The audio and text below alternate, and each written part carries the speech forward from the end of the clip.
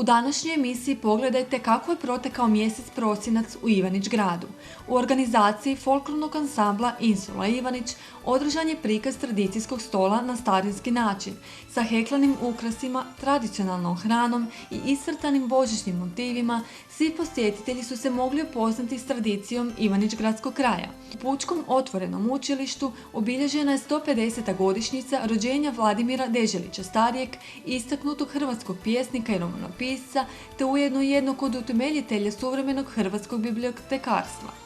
U organizaciji Gradske udruge umirovljenika Ivanić grada i Kloštar Ivanića održan je prikaz kićenja bora na tradicionalan način. U Ivanić gradu je održan božićni sajam na tržnici Maznica i Pučkom otvorenom učilištu, a koji je bio izložbeno-prodajnog karaktera. Po prvi puta su se u obilježavanju adventa uključilo izletište Petek, gdje su svi posjetitelji mogli razgledati mnoštvo štandova na kojima je svoje proizvode i radove predstavilo mnoštvo izlagača iz Ivanić grada i okolice. Drugu godinu za redom građane Ivanić grada i sve posjetitelje božićnim koncertom je počastila ženska vokalna skupina Ive iz Ivanić grada.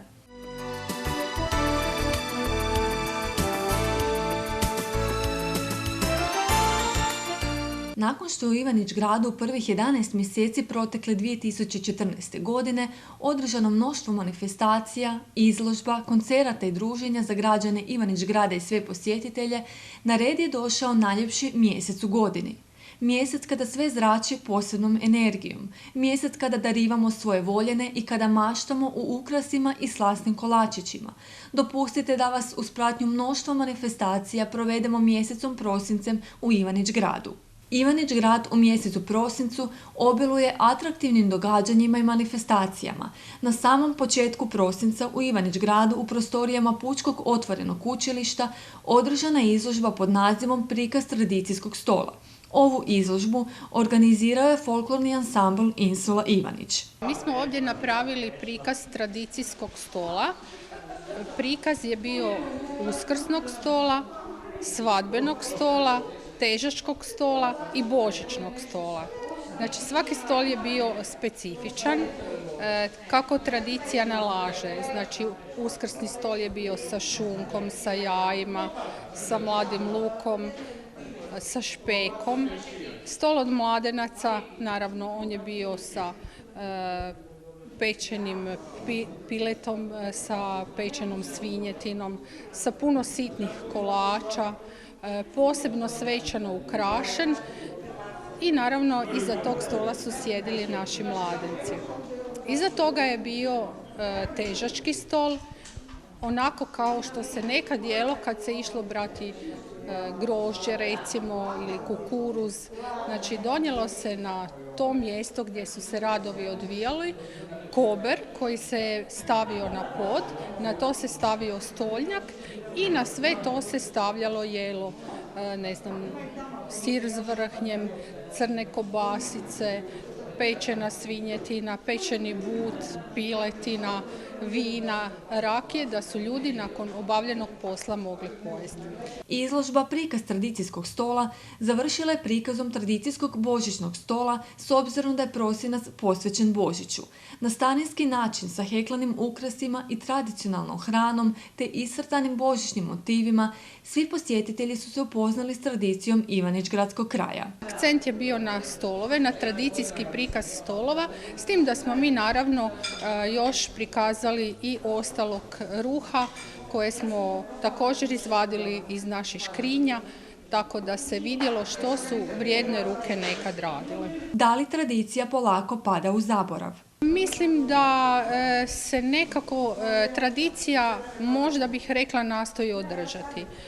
Možda ne u nekakvim velikim tradicijskim obimima koji su nekada bili, ali uglavnom recimo budući da nam se bliži Božić, ja bih htjela reći uvijek se pored tog bora kojeg mi okitimo, znači nađe bor, pa jaslice, pa se nađe pšenica, tako da su to nekakvi dijelovi te tradicije koje mi prenosimo u naš život danas. Mi imamo u našem društvu i starijih i mlađih članova.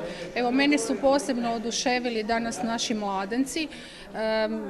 Kad sam ja njima rekla da li bi oni htjeli biti mladenci, oni su to s oduševljenjem prihvatili, a u stvari su vrlo mladi. Tako da su izdržali cijeli dan ovdje s nama, tako da ja bih to nazvala jednim lijepim prenošenjem tradicije na mlađe. Nakon prikaza tradicijskog stola, svi građani su se u Pučkom otvorenom učilištu mogli upoznati i prisjetiti rada Vladimira Deželića starijeg na obilježavanju 150. godišnjice rođenja ovog istaknutog hrvatskog pjesnika i romanopisca, te ujedno i jednog od utemeljitelja suvremenog hrvatskog bibliotekarstva. Loza Deželić je itekako poznata i prisutna u ovom našem gradu, pa budući da se ovaj jubilej obilježavao još po nekim gradovima u Hrvatskoj, itekako mislimo da treba biti obilježeni ovdje. Da podsjetimo naše sugrađane da je Ivanić bogat što se tiče povijesne baštine, istaknutih ličnosti, ličnosti koje nisu važne samo za grad Ivanić grad, nego su poznate i šire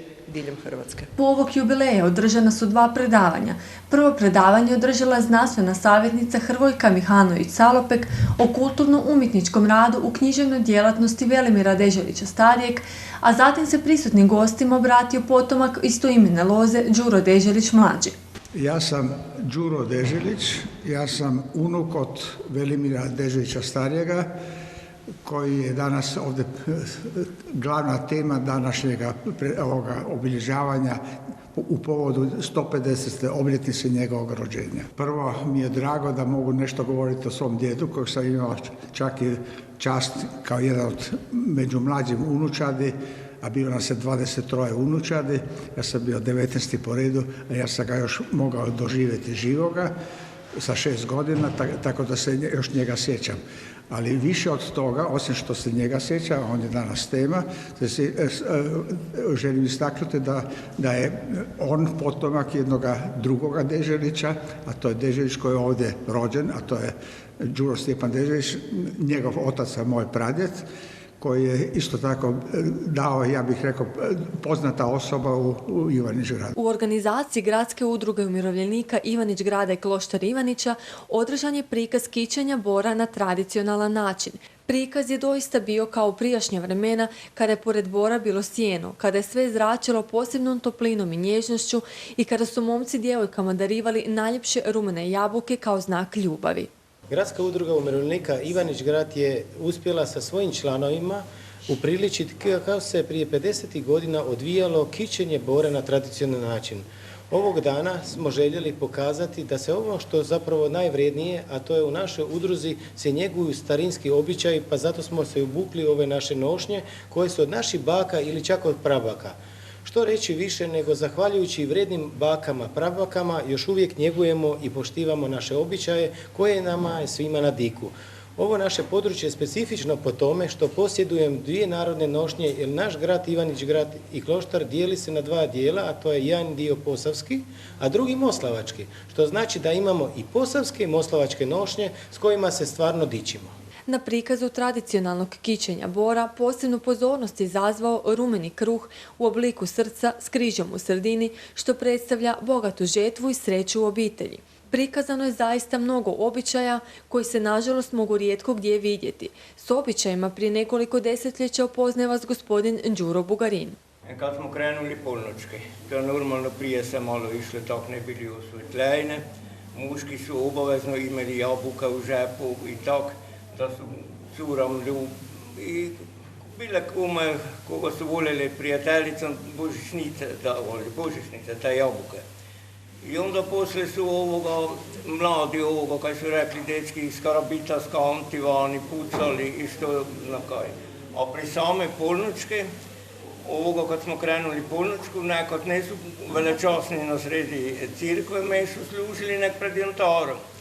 I onda kad je cure su bile prvom redu, tam gdje su sad velečasni, a obrtniki i majstori su s desne strane stajali.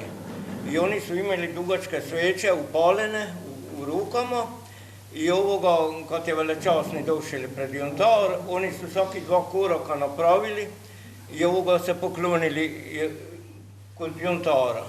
I oni su se nazvali kao cejaši, ja ne znam sad čija to reč bila, kako su se oni zvali. I poslije kad se polnočka to odslužila, I normalno išli su van, opet su delili božićnice, ovi skanti pucali, pevali, neki su imali te starejši mužare doma za polnoći, znate to kako pucalo, kako topi i to je bilo, došli su doma u večera, bila lanatina i kaju već koje purica šta kaj imali. Gospodin Đuro ističe kako se na sam Božić nije nikuda išlo u posjete, jedino u crkvu na misu, te je Božić bio namijenjen za druženje obitelji.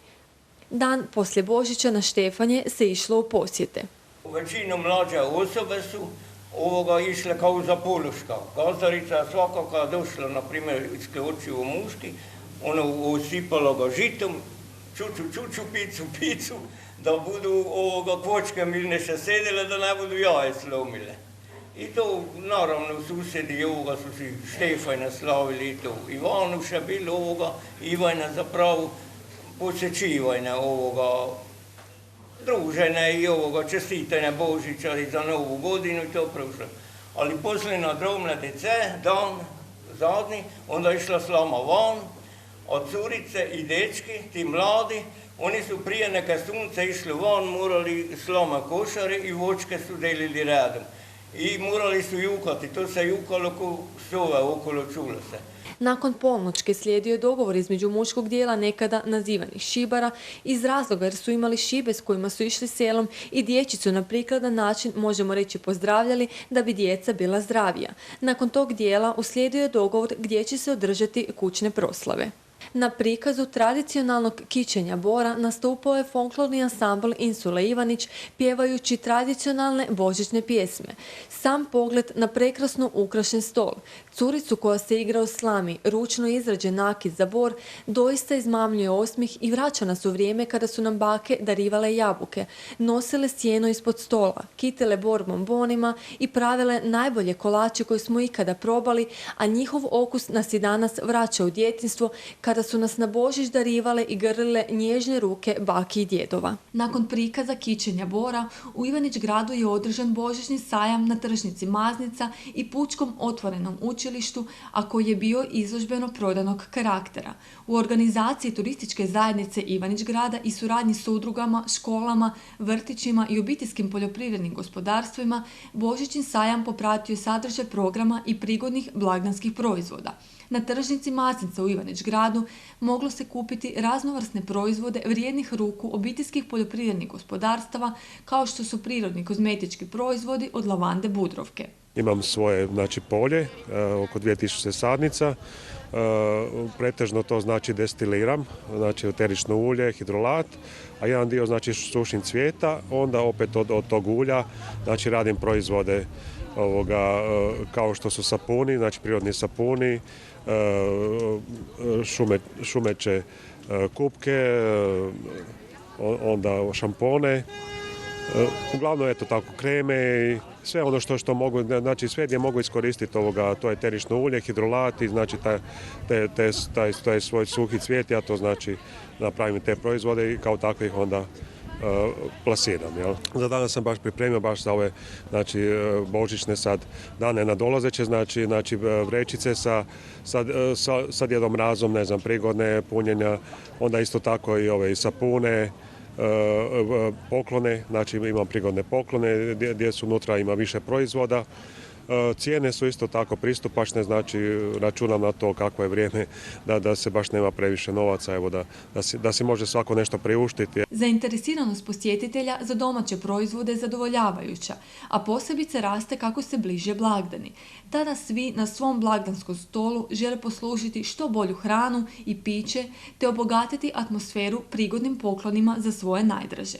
Također na štandovima božićnog sajma su se mogli kupiti raznovrsni proizvodi od aronije koje, kako kažu, izvor zdravlja. Najveći izvor je antioksidansa, bogata je željezom, raznim vitaminima i mineralima i vrlo rijetkim vitaminom P. Radimo matični sok, to je hladno prešani sok bez ikakvih dodataka. Radimo džemove sa medom, dijetni i obični, sušimo bobice za čaj i kozmetiku. Osim zdravim namirnicama, blagdanski stol treba obogatiti i prigodnim ukrasima. stolnjacima i raznim detaljima koji božićno vrijeme čine tako posebnim. Danas sam pripremila malo ovih domaćih nadstolnjaka, stolnjaka, malo u božićnom trendu. Na božićnom sajmu ispred crkve Svetog Petra posjetitelji su mogli uživati u prikazu živih jaslica i božićnim pjesmama. Po prvi puta u Ivanić gradu u prikazu živih jaslica sudjelovale su i domaće životinje poput ovce i magarca, a sveta tri kralja na darivanje malom Isusu dojahala su na pravim konjima. Sve naše udruge dale su svoj doprinos u ovom programu, bogatim programom. Predbožićni ugađaj se već osjeti, vidjeli ste i sami danas na sajmu, a nadamo se da će i tijekom sljedećeg tjedna na izletištu u petak, gdje je bogati program za djecu, odrasle sa radionicama, igraonicama, zabavnim programom, isto tako dobra gastroponuda za sva ova popratna događanja koja su na njihovom izletištu. Veseli me što ove godine imamo i otvoreni doček nove godine na tržnici Maznica za sve građane, a uključili su se i naši ugostiteljski objekti, restorani i kafići, tako da za svakog će biti po nešto. Kako bi u Ivanić gradu božićno vrijeme bilo ispunjeno još većom ponudom, po prvi puta se u obilježavanje Adventa uključilo izletište Petek, gdje su svi posjetitelji mogli razgledati mnoštvo štandova na kojima je svoje proizvode i radove predstavilo mnoštvo izlagača iz Ivanić grada i okolice. Za djecu, mlade, odrasle, cijela obitelj imamo 6-dnevno događanje u Ivanić gradu. Znači na izletištu u Petek smo organizirali brojne programe za djecu. Imamo znači dječje predstave, igraonice, radionice božićnih ukrasa i božićnih kolačića. Ono na što smo ponosni, znači ulaz je slobodan, znači sva djeca mogu koristiti sadržaje i zabavljati se, a pritom evo roditelji se malo opuštaju kod nas na božićnom sajmu s izlagačima. Imamo po povoljnoj cijenama, mogu nabaviti božićne poklone. I dobra vijest, imamo kuhano vino, kuhanu rakiju, fritule. Za najmlađe posjetitelje osigurano je fotografiranje s djedom Božićnjakom, oko kojeg je veselo skakutao Grinč, pokušavajući nezapaženo odnijeti darove. Kroz 6 dana Adventa na izletištu Petek doista je svatko mogao pronaći ponešto za sebe, od bogate gastroponude do mnoštva izlagača s prigodnim darovima. Nas i ovaj novi turistički sadržaj koji je u našem gradu, izletište Petek, je stvarno dalo dosta truda i angažmana oko organizacije Adventa sa božićnim sajmom, brojnim događanjima, igraonicama, radionicama za najmlađe koje predstave, kićenje bora, fotografiranje sa Djed Mrazom. Isto tako tu su i sadržaji za one malo starije, bake i dede koji dođu sa svojim unucima. Moći će se zabaviti uz tamburaške sastave, uz nastupe kudova, prikazom živih jaslica i ostalim sadržajima, a svakako to je i gastroponuda izletišta Petek koja je prilagođena ovom predblagdanskom raspoloženju, od fritula, lepinja, kuhanog vina, kobasica. Evo, prilika da se dođe, provede ugodni trenuci i osjeti duh Božića. Kako je polako odmicao mjesec prosinac, u Ivanić gradu je po drugi puta zaredom održan božićni koncert ženske vokalne skupine Ive iz Ivanić grada. Iako ženska vokalna skupina Ive djeluje tek nešto više od 2 godine, održala je mnoštvo nastupa te svojim izvedbama oduševljuje ljubitelje prekrasne pjesme. Drugi koncert ženske vokalne skupine Ive je zato što Ive rade tek 2 godine. Građani koji nas prate zaslužuju da ih počastimo sa ovakvim malim koncertom, pa eto, to je za nadolazeće blagdane od nas. Na koncertu ženske vokalne skupine Ive svi posjetitelji su uživali u velikom repertoaru pjesama, većinom božićnog karaktera. Počet ćemo sa božićnim pjesmama, sakralnim, što se izvode u crkvama. Jedna će biti pjesma uvodna iz otoka Murtera. Znači, krenuli smo ipak sa nekom pjesmom izvana, nismo iz svojeg domaćeg kraja, a onda će biti sve dalje naše. Zatim će biti i nekih pop obrada, božićnih pjesama od Olivera. U proteklih 20 minuta imali ste mogućnost ukratko vidjeti kako je protekao prosinac u Ivanić Gradu, što su sve posjetitelji mogli vidjeti, koje manifestacije posjetiti i čime sve darivati svoje najmilije. Iako je mjesec prosinac posebno drag i veseo, u Ivanić Gradu je veselo i lijepo tijekom cijele godine. Svaki mjesec u godini u Ivanić Gradu obiluje mnoštvom događanja i prikazuje zaista poseban život u Ivanić Gradu.